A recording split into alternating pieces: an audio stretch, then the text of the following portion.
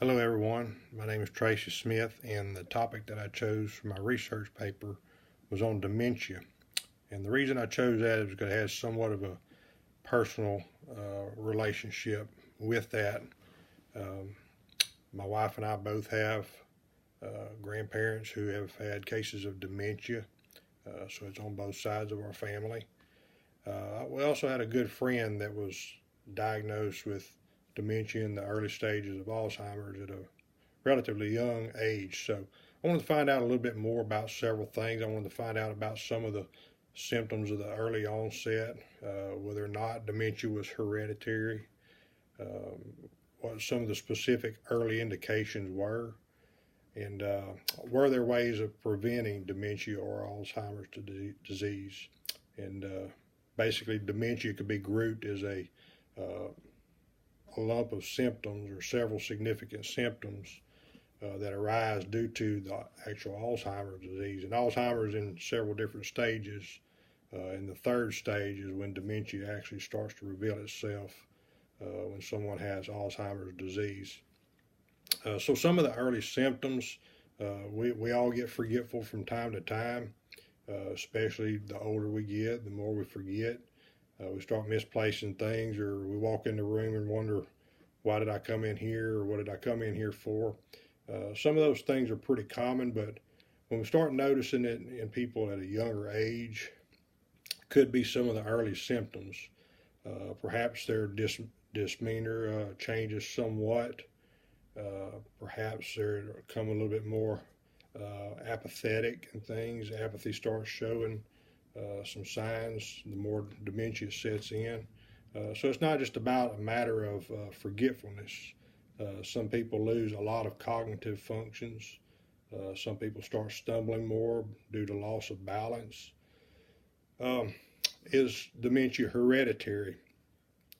Basically, you could divide it into the early onset and the late onset.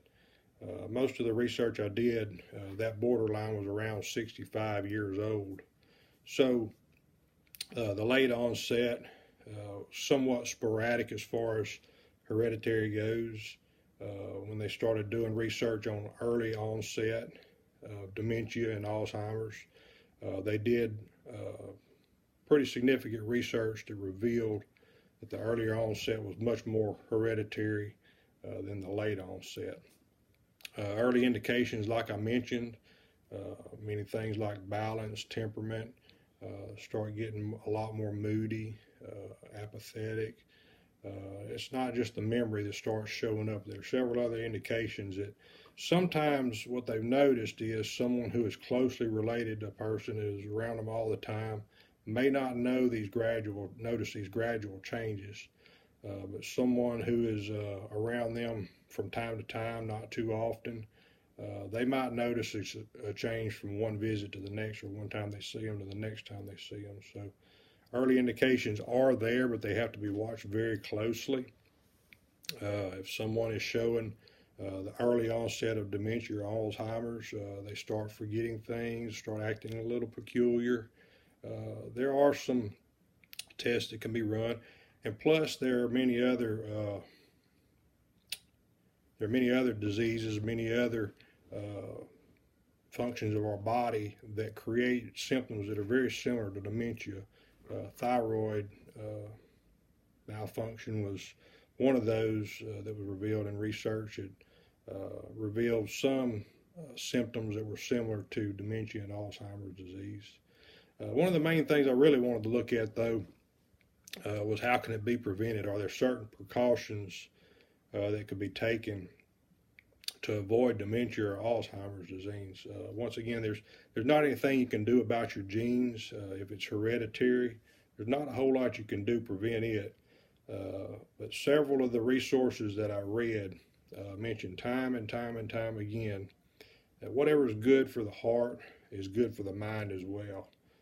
You are what you eat, basically. So taking care of your body physically doesn't just help your muscles, your heart, your organs, and everything else. It helps your mind as well. So the better you can keep the heart pumping, the blood flowing, the arteries opened up, if you can keep plaque from building up, keep your cholesterol low, your BMI low, if you're not obese, if you can control all of those things, basically for overall general health, it goes not only to preventing dementia and Alzheimer's, but also if you do develop dementia or Alzheimer's, it goes to lessen the effects quite considerably. Once again, what's good for the heart is good for the mind, and time and time again I saw that revealed over and over. So I hope what you see in the research paper is helpful. I hope just those few things will maybe help you research it a little bit more yourself. Once again, you can't control your genes or what you inherit from those that go on before you or for your family. But there are some things you can do, some steps that you can take to help prevent it. There are some things that you can watch for, specific symptoms that develop in the early on stages that could help.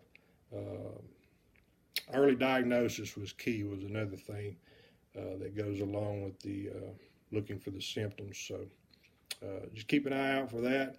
Watch your friends, your relatives, your loved ones. Be looking for those early indications. I know it's hard sometimes to recommend someone go see a doctor, but if it's your loved one, you're going to do what it takes to take care of them and make sure they get on top of it and get that early diagnosis. So thanks a lot. God bless y'all.